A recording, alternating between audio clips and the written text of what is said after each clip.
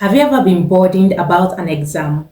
Have you ever wondered why you always feel tensed about an upcoming exam? Have you ever wondered why it seems so difficult for you to pass an exam? Let me show you 3 simple steps to ace an exam. Most students find it hard to pass an exam simply because they do not want to have any business with students performing academically well in their class. Stop hating your fellow students who are excelling academically in their exams. You feel they are the reason you are not doing well. Well, here is something you need to know. We get excellent by the information we apply. So stop hating your fellow students who are excelling academically, because when you do so, when you stop hating them, you start to know the information you need to apply in your class. You start knowing the right way to answer an exam. Here's how I'll show you this. The number 1 step to acing your exam is this: ask questions.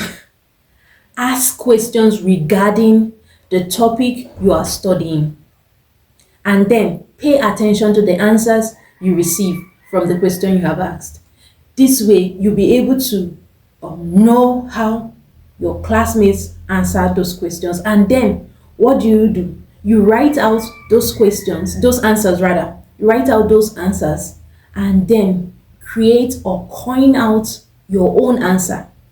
This is how you'll be able to know how to answer a question that comes out in the exam. The problem is that a lot of times students find it hard asking questions. Some students struggle with finding the right questions to ask. And then I have this advice for you. What you should do is that you should start now to start asking questions. And then within a week, you'll be able to know the right questions to ask. And that way you'll be able to know the possible questions that would come out in your exam. And then, because you have been asking questions, you'll be able to know the answers, the best answer. And then when you coin out this particular answer, your own answer from the questions, the answers you have gotten, you'll be confident enough to write those right answers in the exam. And then you are not burdened anymore about the exam that you're about to write. Are you getting what I'm saying? This is what most students do. They read until they understand a topic, when they could have as well just ask a question and get the right answers to that particular topic. Ask another question and then you get the right answer. Ask another question and you get the right answer. This is what happens. It does something to your mind, especially when you are asking your classmate and she or he is giving you an answer to those questions. It does something to your mind. Your mind is impressed and triggered to store that information. Like you feel like, my classmate knows the answer to this question. I need to know the answer to this question. I need to also know this answer. And then your mind stores that information. So it's good that you ask questions. It was Albert Einstein that said this: the important thing is not to stop questioning. And then I say this: when you stop questioning, when you stop asking questions, you stop finding solutions. The question you ask are fundamental to the kind of solutions you find. So it's important that you ask questions until you start knowing how to ask the right questions. And then you eventually get the right answers. Are you getting what I'm saying? Number 2 is have a study partner, and if possible, you can create a study group. All the right answers you are looking for are in the brain of someone else. And most students, I said most students, are so excited to share the knowledge they have with you. It's you that thinks there is a competition. The reason why I said most students is that there are some students who cave in, they don't share the knowledge they have. And yes, even though they do well in school, they eventually end up getting stuck in life because they are not used to sharing the knowledge they have. And it's important that you share the knowledge you have. It has a way of making you retain that knowledge. There's something that happens when you share what you know. Your mind expands more and you are able to stick with what the answers you already have. That way, you'll be able to have a long-term understanding and memory and retention of that knowledge that you just shared. So it's important you have a study partner, someone you can share ideas, share your answers with, that will be able to add more answers to the answers you already have from the questions you people share within yourselves. Have you ever thought about getting all A's in your exam? It's hard to get all A's by just reading, right?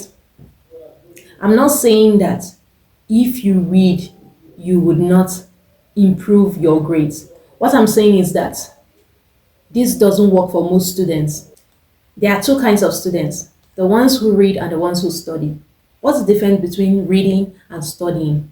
The difference between reading and studying is in depth, in purpose, and in engagement. Students who read are just having a passive way of learning a particular thing, and reading is a passive way of learning a particular thing.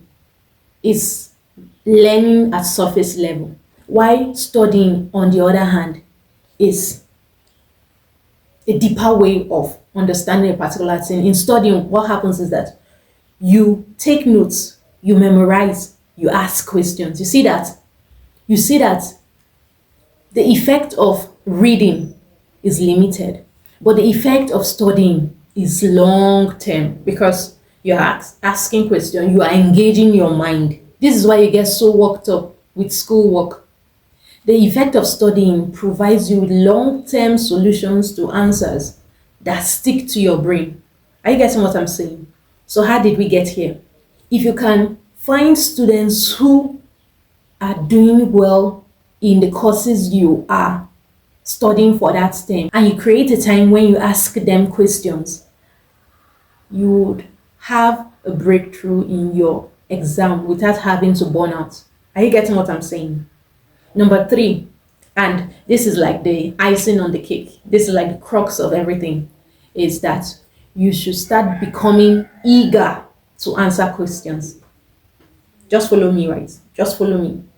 Start to become eager in answering questions. For you to have fresh ideas and creative ways to answer questions in your exam with confidence, you need to start by being eager to answer questions. What do I mean by this?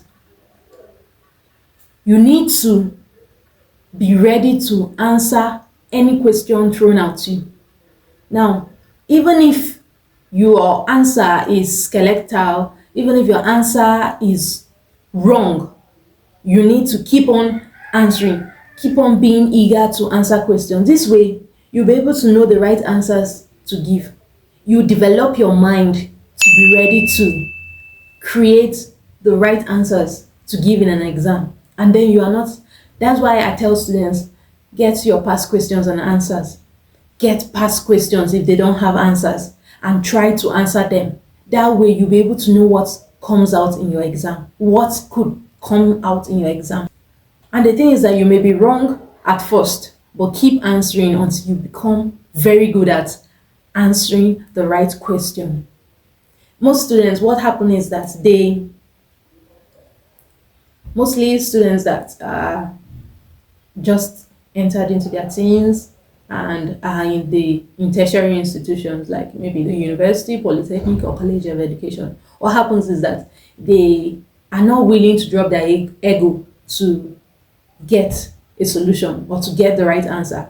So whenever they ask them a question and they get it wrong, they are embarrassed and they don't want to be in the scene where they are asking questions because they don't want that embarrassment of not knowing the right answer.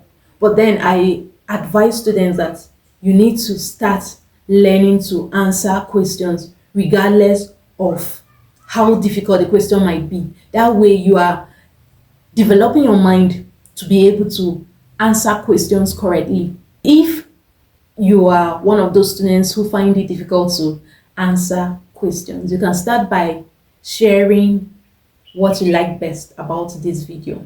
You can like and subscribe too.